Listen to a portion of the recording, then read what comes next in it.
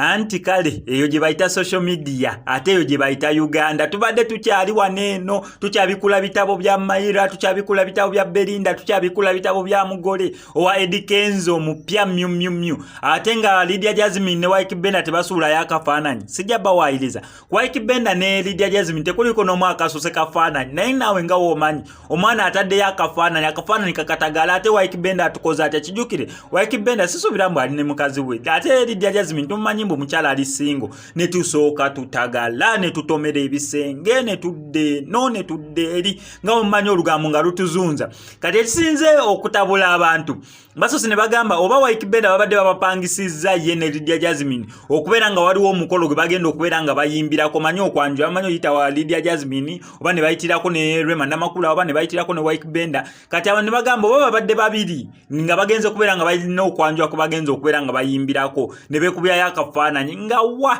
ate oli n'agamba ate nga amanyi emabega waliyo Wyke Benda ne Lydia Jasmine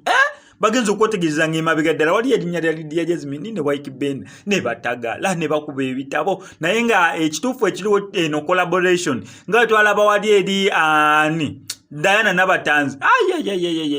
muba tutute speed Diana Nabatanzi atutwala speed ya labbi nga bakola simanya biki muzanyo gwabwe gwe nati omanyize embeera eno busy ku social media sira nnyo nakulaba TV mama Diana Nabatanzi atutagaza n'atutomeza Rwasa n'avaaya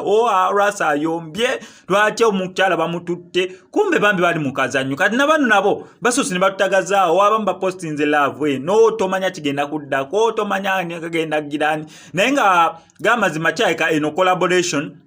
between Wyke Benda wamu ne Lydia Jasmine olw'ensonga gyewuvuddeko awo emabega mwalaba ne Wyke Benda by the way Wyke Benda ayagaliza bannayuganda Wyke Benda mu bayimbi bannayuganda ayagaliza kubanga yaleeta Lydia Jasmine on board ya Big Win naleeta Chairman ne Gravity omutuju naye yamuleeta ku board kubanga yo already yaliyo kati nasakirako ne banne mu bambe yasakira naddala ba female artist mwe muli Lydia Jasmine so Lydia Jasmine wato ne basigninga contract namuleeterayo ko kasente ka relationship strong relationship uyaviira ne basala okubeera nga balinkinga up bakoleyo ne ka collaboration era nga nsuubira eyo video gye babadde ba shooting na ele Wyke Benda Lydia Jasmine ate ku mikolo egirina okubeera nga mikolo ni omukolo gwa Lydia Jasmine goguna okubeera ddala nga tegusobola bera gwa surprise omukolo gwa Wyke Benda tegusobola bera gwa surprise just from no boyambu beyanjude no eno collaboration between Wyke Benda and Lydia Jasmine era nga video gye babadde ba shooting gwe subscribing ano ku SMX Media tojja kubeera mu missing updates na facts na damu entertainment industry wano mu ggwanga erya Uganda MSSMX I sign out.